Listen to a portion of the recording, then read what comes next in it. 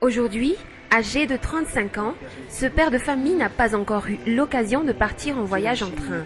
J'ai 53 ans maintenant et aussi incroyable que cela puisse l'être, je n'ai jamais mis les pieds dans un wagon. Je souhaite pourtant qu'un jour mon rêve de voyager en train se réaliserait. Je ne perds pas espoir, même s'il n'existe plus de ligne reliant la capitale à Tuamasen.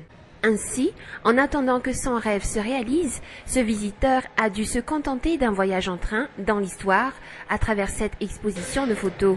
Des photos qui racontent le centenaire des chemins de fer malgaches. Sandy, lui, a eu beaucoup plus de chance. Il était encore enfant, mais le souvenir du voyage en train est toujours là.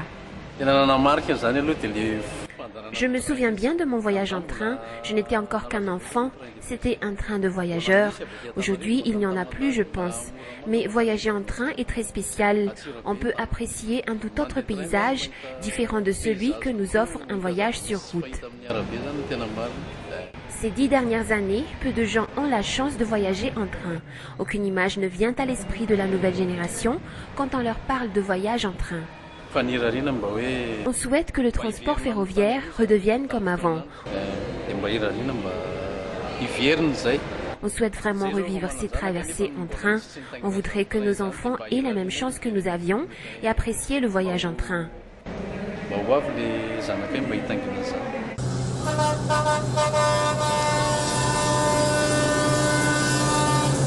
Aujourd'hui, le transport ferroviaire est surtout consacré au transport de marchandises. Depuis la privatisation des chemins de fer malgaches, les infrastructures liées à ce secteur se sont considérablement dégradées.